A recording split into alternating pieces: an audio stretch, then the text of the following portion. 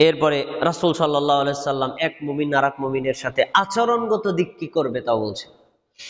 এটা মুমিনদের হক বলছি। কিন্তু আর ইবনে ওমর রাদিয়াল্লাহু আনহু قال রাসূলুল্লাহ সাল্লাল্লাহু আলাইহি ওয়াসাল্লাম, আব্দুল্লাহ ইবনে ওমর রাদিয়াল্লাহু আনহু বলেন, রাসূল সাল্লাল্লাহু আলাইহি ওয়াসাল্লাম বলেন, আল মুসলিমু আখুল মুসলিম, এক মুসলমান আরেক মুসলমানের ভাই, লা ইয়াযলিমুহু, সে নিজে আরেক মুসলমানের উপর জুলুম করবে না। কারো জমি জোর করে দখল করবে, খাবে না। কারো টাকা ধার নিয়ে ফেরত দেবে না, এমন হবে না। কারো অন্যায় মতো কারো জিনিস গ্রহণ করবে না, কারো মাথায় বাড়ি মারবে না, কাউকে আঘাত করবে না, কাউকে পিস্তল দিয়ে গুলি করবে না, কারো গায়ে রক্ত বের করবে না। এটা মুমিনদের গুণ, একটা মুমিন মুসলিমদের গুণ, যখনই জানবে সে মুসলমান। আরো হাদিস কঠিন। রাসূল সাল্লাল্লাহু আলাইহি ওয়াসাল্লাম বলছেন, এক মুমিন আর এক মুমিনকে যদি অস্ত্র দ্বারা তাক করে, তার উপর আল্লাহর গজব। অস্ত্র দ্বারা তাক বোঝেন, আমি একটা দাও ভার করছি, তোর কোপ দিব, কিন্তু দিলাম না, দেই নাই, আমি ইঙ্গিত করলাম, এটাও অপরাধ। তাহলে কোপ দিয়ে কাটলে কি অপরাধ? বুঝেন বিষয়টা? আমি আপনাকে পিস্তল তাক করতে পারবো না, যদি গুলি করি তাহলে অপরাধটা কত বড়। এটা ইসলামে এত বড় কঠিন জিনিস, মুমিনদের হক, সচেতন থাকতে হবে। এবার দেখেন, রাসূল সাল্লাল্লাহু আলাইহি সাল্লাম বললেন, লা ইয়াযলিমুহু, নিজে জুলুম করবা না কারো উপর। এরপর প্রশ্ন থাকতে পারে, তোমার সামনে যদি আর এক মুমিন একজনকে জুলুম করে, তুমি কি করবা? আমি জায়গা, আমার তো সমস্যা নাই, তোর অরে মারে মারুক। এই আচরণ মুমিনদের হবে না। ওয়ালা ইউসলিমুহু, কেউ তাকে জুলুম করুক এজন্য রেখেও দিবে না। কেউ যদি মারতে আসে, এ ভাই থামেন, কি হয়েছে, তার উপর জুলুম করেন কেন, জিজ্ঞেস করবে। তাকে আপনি বাঁচানোর চেষ্টা করবেন, তাকে রক্ষা করার চেষ্টা করবেন, তাহলে বুঝবেন আপনি মুসলমান, এটা আপনার গুণ। তারপরে রাসূল সাল্লাল্লাহু আলাইহি সাল্লাম আরো বলেছেন, ওমান কানা ফি হাজাতি আখিহি কানাল্লাহু ফি হাজাতিহি, একজন মুমিন যদি বিপদগ্রস্ত হয়, অভাবগ্রস্ত হয়, আপনি যদি বিপদ দূর করার জন্য, অভাব দূর করার জন্য এগিয়ে যান, সাহায্য করেন, আল্লাহ তাআলা নিজে আপনার বিপদে আপনাকে সাহায্য করবেন। সুবহানাল্লাহ। পয়েন্টটা দেখেছেন? আমি অনেক সময় এভাবে বুঝাই, রাসূল সাল্লাল্লাহু আলাইহি ওয়াসাল্লামের উপর যদি কেউ একবার দরুদ পড়ে, যে পড়ছে তার উপর রহমত হবে আল্লাহর পক্ষ থেকে 10 বার। তা আমি আল্লাহর কাছে বললাম, আল্লাহ আপনি মুহাম্মদ সাল্লাল্লাহু আলাইহি ওয়াসাল্লামকে রহমত করেন। এই কথা বলার কারণে আল্লাহ আমাকে রহমত করবেন কয়বার? লাভ কার বেশি? নবীর না আমার? বুঝেন বিষয়টা? উপকার কার বেশি? নবীর না আমার? আমার। তার হলো একবার, আমি পেলাম 10 বার, আমি 10 গুণ বেশি পাইছি। এটাও এরকম, আপনি যদি কোনো মুমিন ভাইয়ের, মুমিন বোনের বিপদে পড়লে সহযোগিতায় এগিয়ে যান, আল্লাহ আপনার বিপদে সহযোগিতা এগিয়ে যাবেন। তার মানে আপনি একজন মুমিনকে যতটুকু সাহায্য করতে পারছেন, আল্লাহ কিন্তু আপনার সাহায্য আরো কোটি গুণ বেশি করতে পারবেন। আর একজনকে উপকার করলে অটো উপকার নিজের,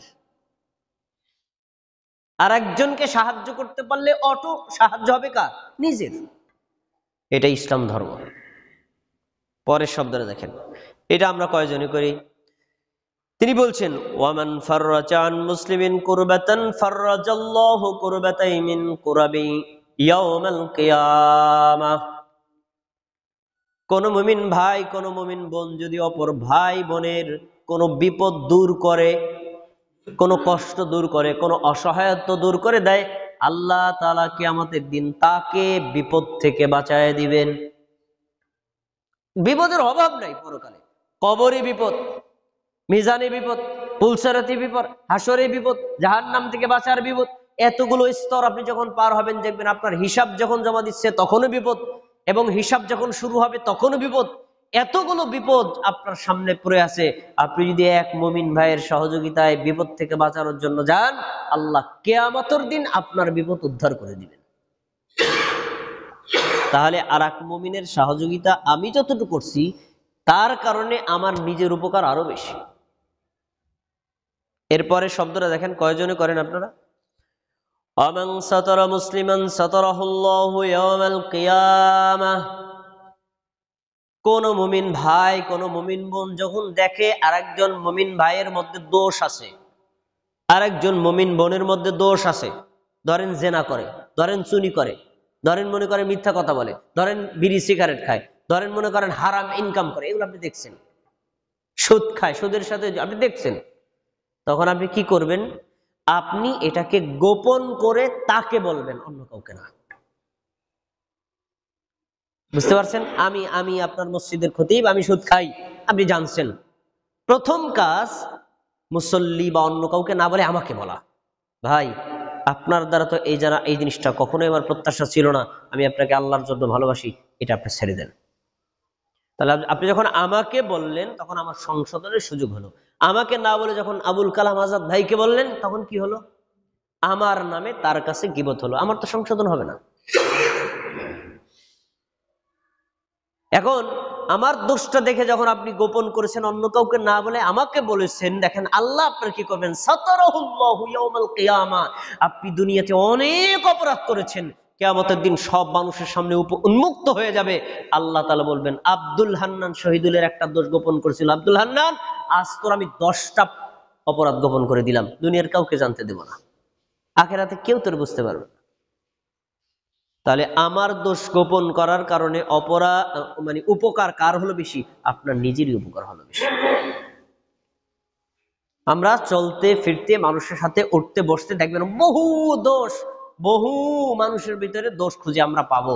খুঁজে তো বের করা যাবে না, চোখে পড়ে গেলে তাকে বলতে হবে পার্সোনালি, অন্য কাউকে বলা যাবে না।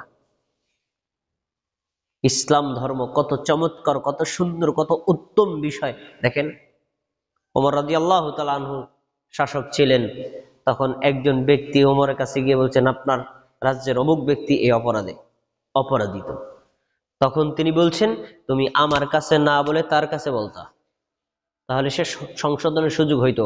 আর আমি শাসক, আমার কাছে যখন বলবা, এটা যদি সে দণ্ডপ্রাপ্ত আসামি হয়, সাক্ষী পেলে আমি তাকে শাস্তি দিতে বাধ্য।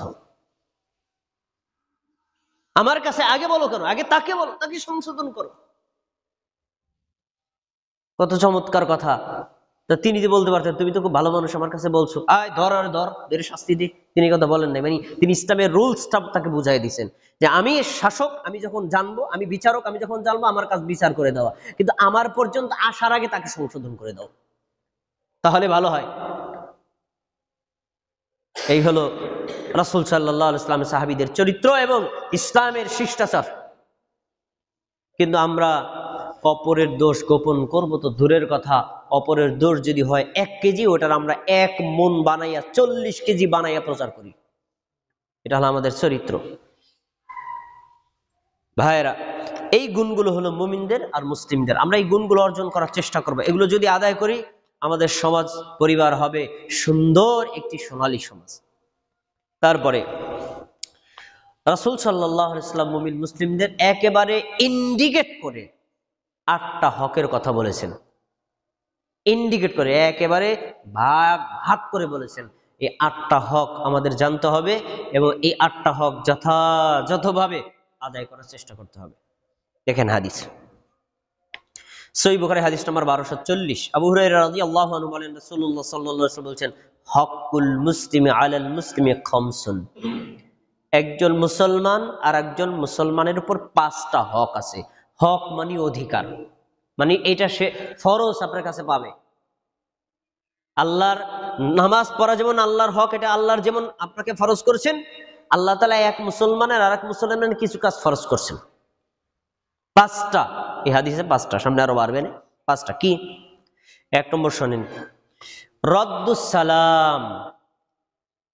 এক মুসলমান আর এক মুসলমান যখন সালাম দিবে তখন স্বতঃস্ফূর্তভাবে খুশি হয়ে সালামের জবাব দাও।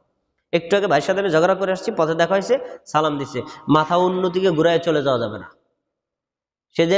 সে যতটুকু সাউন্ডে সালাম দিবে তার চেয়ে উচ্চ বাক্যে সাউন্ডে সালাম দিতে হবে। তার মানে তোমার সালামটা পাই আমি খুশি, তাতে কি হয়? আগের শত্রুতা কমে যাবে। এজন্য রাসূল সাল্লাল্লাহু আলাইহি ওয়াসাল্লাম বলছেন, কেউ যদি বলে আসসালামু আলাইকুম, তুমি বলবা ওয়ালাইকুমুস সালাম ওয়া রাহমাতুল্লাহ, একটা শব্দ বাড়াইছি না?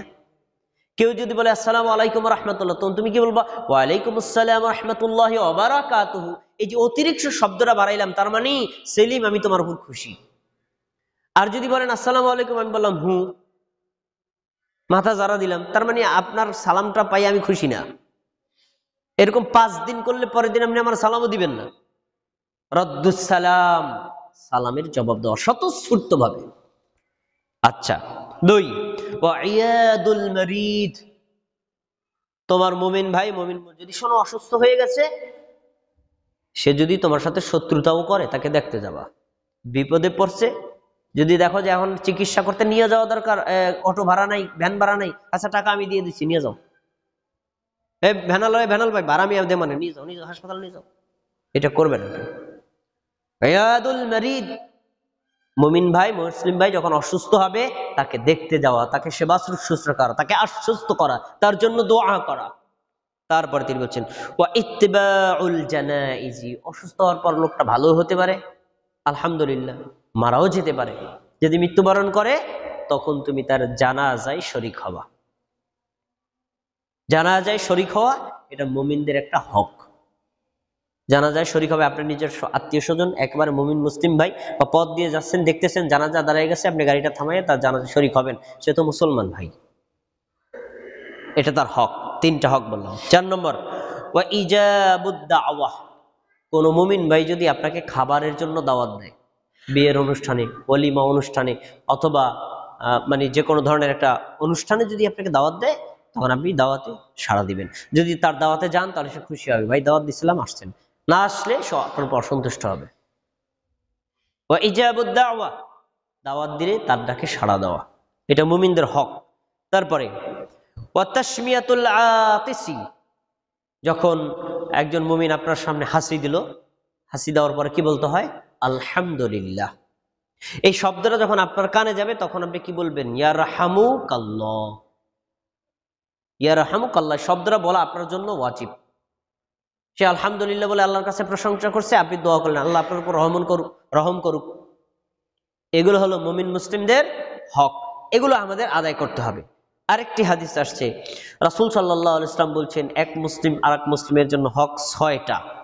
এই 6টার মধ্যে তার ভিতরে এই যে 5টা একটু আগে বললাম সেগুলো আছে, তার ভিতরে আরো 2টা শব্দ যুক্ত আছে। কি? ইদান তাস্তাহানকা ফানসাহ লাহা, তুমি যখন কোনো কিছু কামনা করবা, তখন তুমি তার ভাইয়ের জন্য কল্যাণ কামনা করবা। এই কথা বলবা না তোর উপর গজব নাজিল হোক, এ কথা বলবা না তোর উপর ঠাড়া পড়ুক।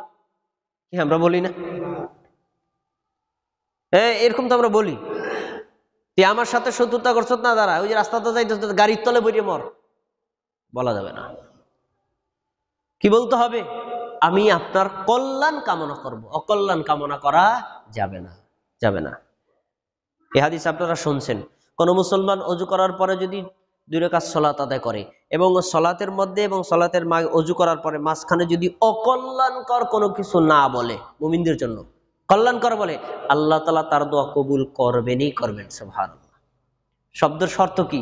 কারোর জন্য অকল্যাণ কামনা করা যাবে না। চোর, ডাকাত, বাটপার, শয়তান, ইবলিস যাই হোক না কেন, তার জন্য কল্যাণ কামনা শব্দটা হবে কি? আল্লাহ তুমি তাকে হেদায়েত দান করো। তাহলে কি হয়? সে আমার জিনিস চুরি করছে, সে তো ভালো হয়ে যায়, অন্য কোনো জিনিস চুরি করবে না, আমি জাতির কল্যাণ কামনা করব। এই এরপরে শব্দরা নবী সাল্লাল্লাহু আলাইহি সাল্লাম বলছেন যে ইদা কাবা আও শাহিদা ওয়ায়ানসাহু লাহু, এই যে কল্যাণ কামনা করবা, এমনটা হবে না যে উপস্থিত আছে তাকে খুশি করার জন্য। একজন ভাই আমার কাছে দোয়া চাইছে, তা আমি একদম খুতবার ভিতরে তার নাম ধরে দোয়া করে দিলাম, খুশি হইলো, শহীদ ভাই তো আমার নাম ধরে দোয়া করছে। সে যেদিন নাই, হে দোয়া চাইলেও দোয়া করি না, এমন হবে না। একজন মুমিন, একজন মুসলিম আপনার সামনে উপস্থিত থাকুক অথবা নাই থাকুক, সব সময় তার ভালো কামনা করা মুমিনদের গুণ, মুসলিমদের গুণ। তাহলে আমরা এই হকগুলো এক মুসলমান আর এক মুসলমানের জন্য আদায় করে দিব। এটি যদি আদায় করি, তাহলে আমাদের সমাজ হবে একটা সুন্দর সমাজ। আমরা যে সমাজে বসবাস করি, সেই সমাজে হিংসা, বিদ্বেষ, মারামারি, শত্রুতা এগুলো কমে যাবে। যেমনটি রাসূল সাল্লাল্লাহু আলাইহি ওয়াসাল্লামের সাহাবীদের মধ্যে ছিল না, তারা পারস্পরিক কোনো ঝগড়া করে নাই, কিন্তু জাতীয় ক্ষেত্রে কখনো ভুল বোঝাবুঝির যুদ্ধ হয়েছে, কিন্তু ব্যক্তিগত তাদের ভিতরে ঝগড়া থাকলে সাথে সাথে মিট ওগুলো থাকে নাই। এরপরে আপনি যদি এক মুসলমান আর এক মুসলমানকে সেবা করতে যান, শুশ্রূষা করতে যান, দেখা করতে যান, সে যদি বিপদে পড়ে, সে যদি অসুস্থ হয়, আপনি তাকে চিকিৎসা করতে যান, আল্লাহ রাসূল সাল্লাল্লাহু আলাইহি ওয়াসাল্লাম আপনার জন্য একটা বিশাল সুসংবাদ দিয়েছেন।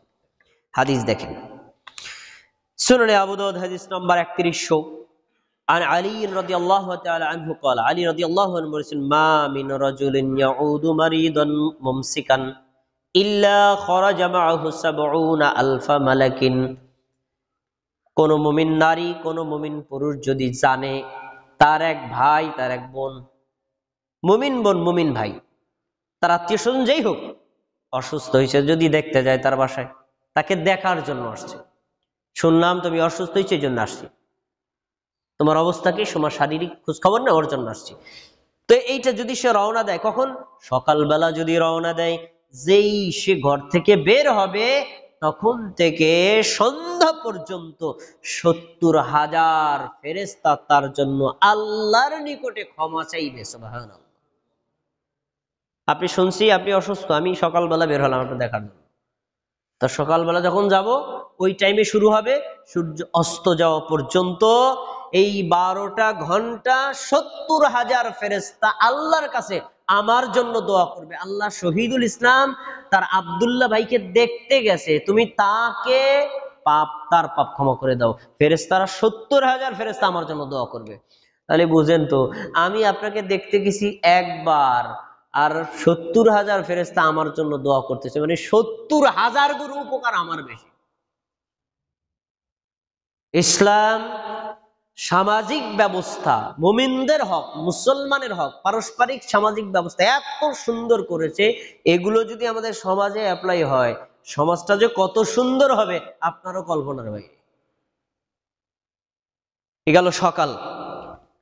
এরপরে তিনি বলছেন ওয়াকানা লাহু খরিফান ফিল জান্নাহ, যখন লোকটা দেখতে গেল, যদি সে 1 ঘন্টা পর্যন্ত যায়, আবার ওইখানে 1 ঘন্টা অবস্থান করে, 2 ঘন্টা যদি থাকে, এই 2টা ঘন্টা মনে হচ্ছে লোকটা জান্নাতের ফল খাইতেছে। সুবহানাল্লাহ।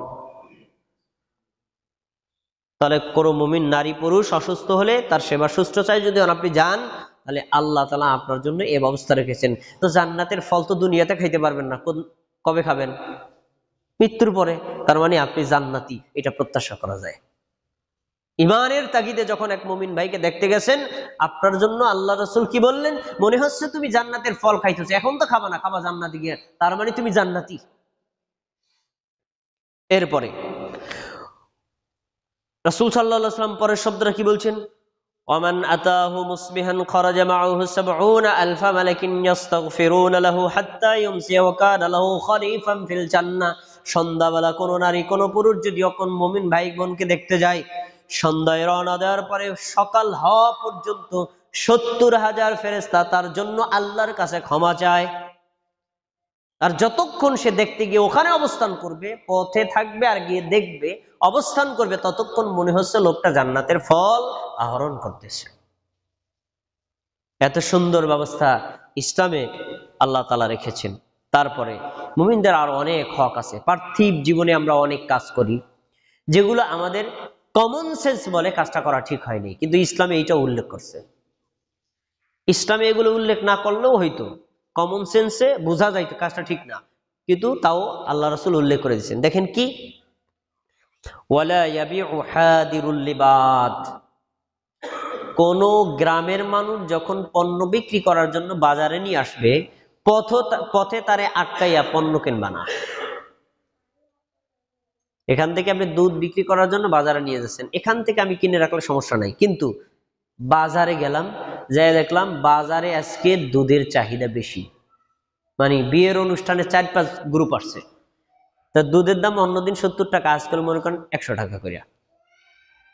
তখন এইটা কিন্তু যে দুধ বিক্রি করতে যাচ্ছে সে জানে না।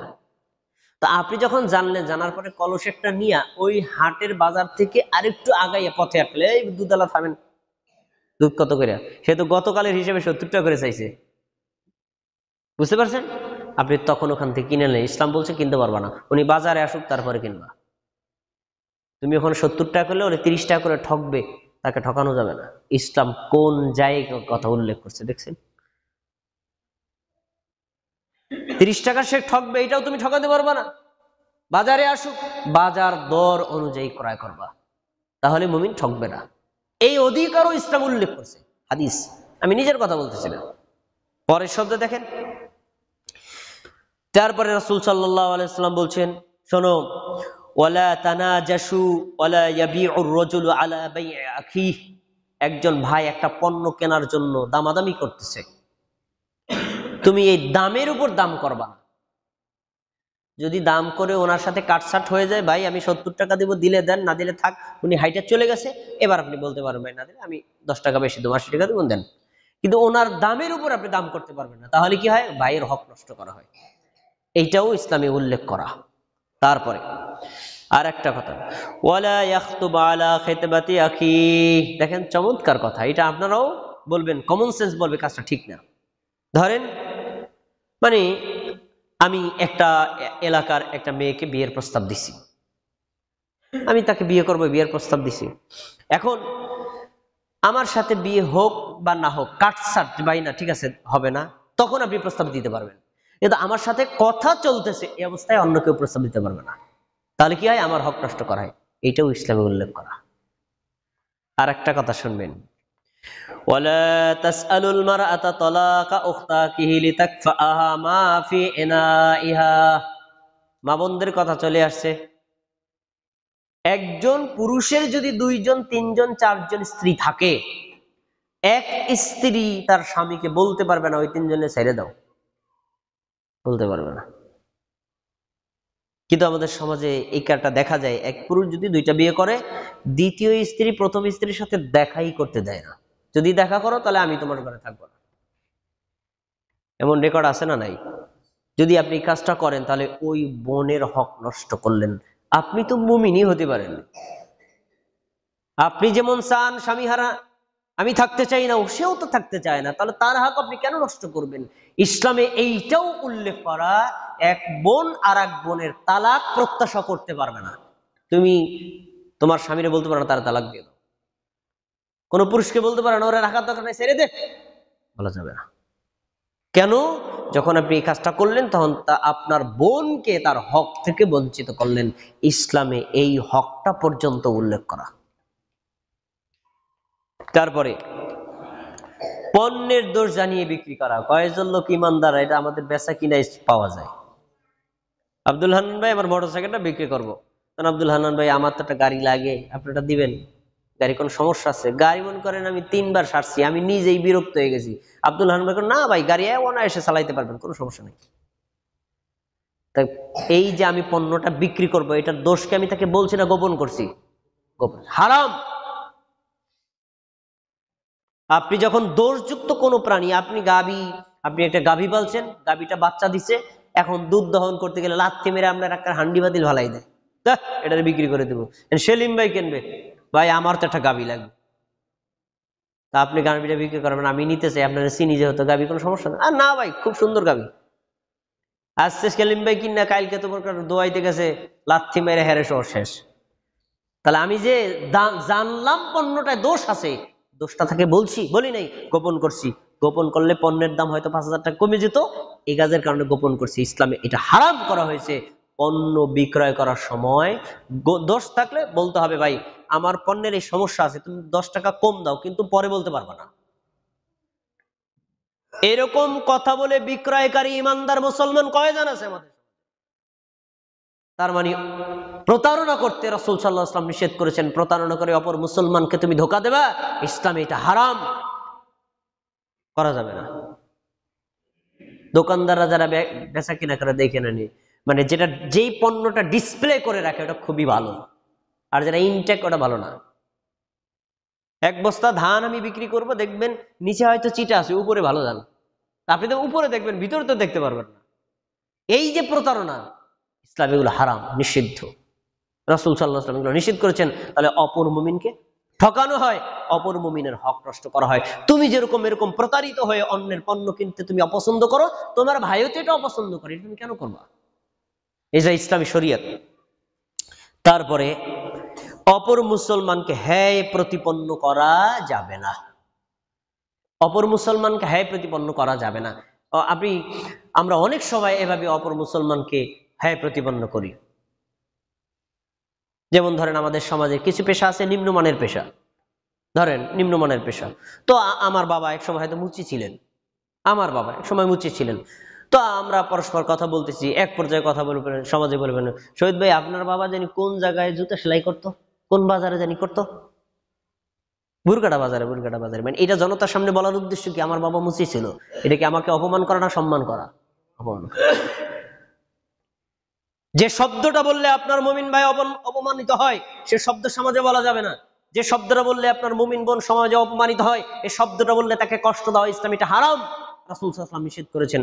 তুমি যেরকম অপমানিত হওয়া পছন্দ করো না, তোমার ভাই বোনকে এরকম করবে না, এভাবে করা যাবে না। তাহলে আমরা অপর মুসলমানের উপর কখনো এই যে কাজগুলো ইসলামী শরীয়তে নিষেধ করা সেগুলো কখনো করব না। সবশেষ একটা হাদিস বলে খুতবাটা শেষ করে দেব। চমৎকার একটা হাদিস। হাদিস আমাদের হেদায়েত করার জন্য যথেষ্ট, যদি আমরা একটু জ্ঞানী হই, একটু চিন্তাশীল হই, পরকালকে ভয় করি আর আখিরাতকে ভয় করি।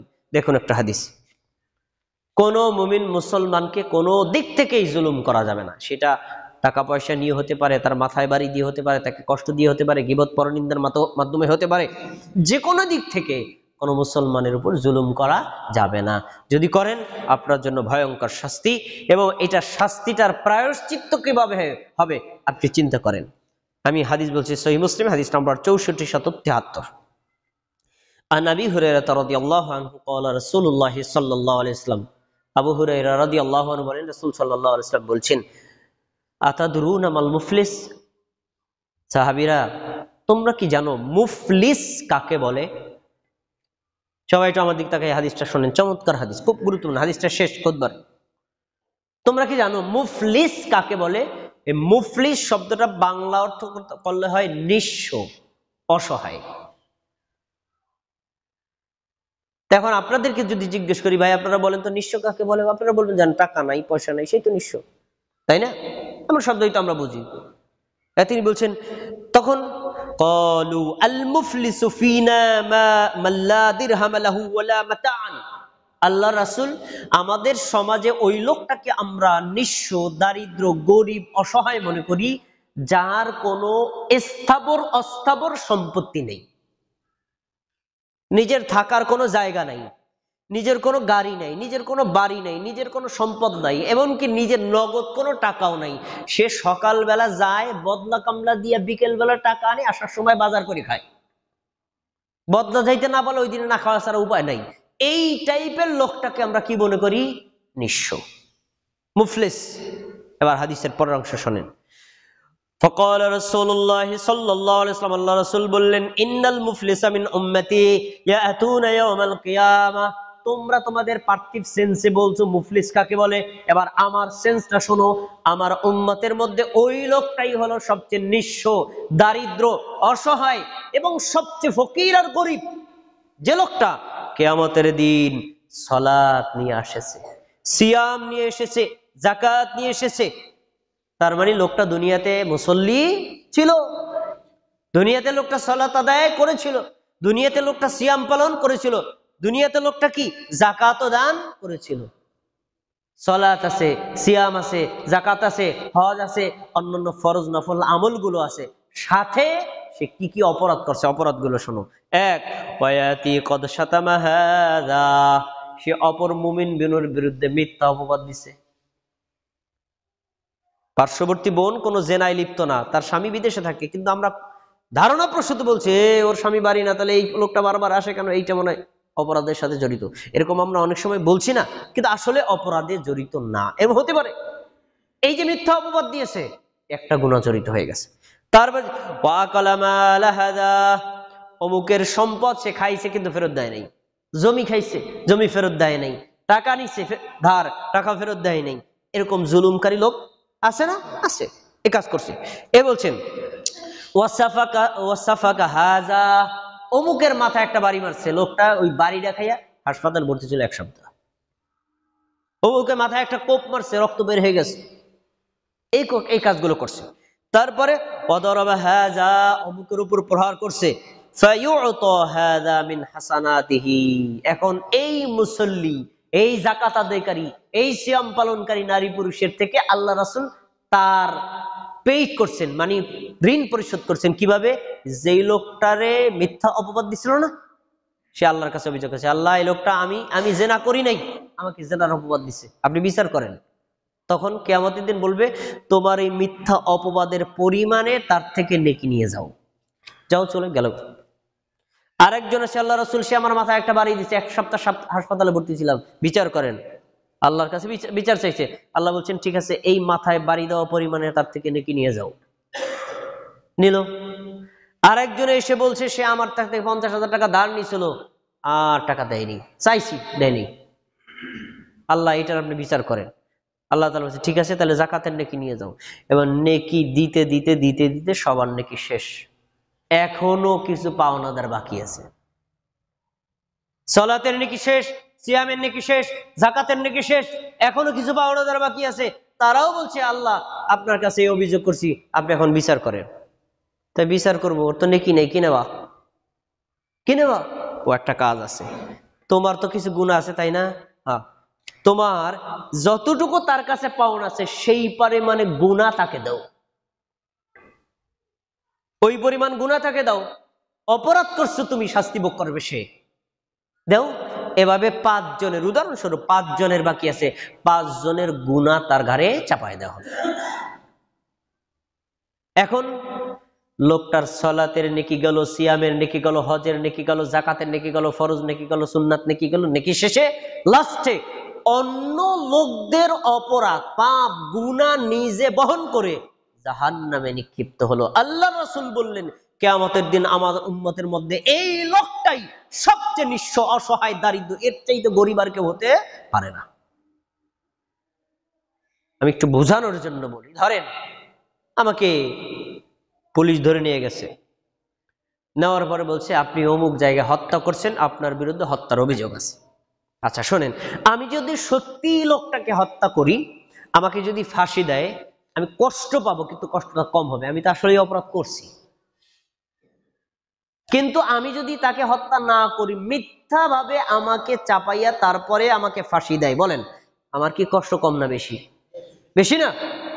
যে লোকটা দুনিয়াতে কোনো নেকামল করে নাই, সে জাহান্নামে গেছে, তার কষ্ট কম, আমি তো করি নাই। আর যে সালাত আদায় করলো, সিয়াম পালন করলো, হজ করলো, যাকাত দিল, এগুলো করলো, করার পরেও অন্যের পাপ বহন করে জাহান্নামে গেল, লোকটার কষ্ট কম না বেশি? এজন্য আল্লাহ রাসূল বলছেন আল মুফলিসু, এই লোকটাই হলো সবচেয়ে বেশি নিঃস্ব। ওই পরিবেশ পরিস্থিতি আসার আগে, মৃত্যুর আগে যার যত হক আছে এই মুহূর্তে পেট করে দিতে হবে।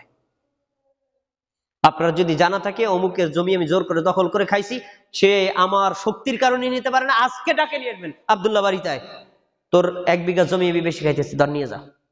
যদি আপনার ঈমান থাকে, পরকালকে ভয় করেন, আল্লাহকে ভয় করেন, এগুলো পেট করে দিবেন। নাহলে কিয়ামতের দিন প্রত্যেকটা অপরাধের বিচার আল্লাহ করবেন। এজন্যই আল্লাহর নাম হলো আদিলুন, আল্লাহ সবচেয়ে বড় ন্যায় বিচারক। আল্লাহ তাবারাকা ওয়া তাআলা আমাদের মুমিনদের পারস্পরিক হকগুলো যথাযথভাবে আদায় করে দুনিয়াতে শান্তিতে, পরকালে আখিরাতে মুক্তি পেয়ে জান্নাতে যাওয়ার তৌফিক দান করুন। আমিন।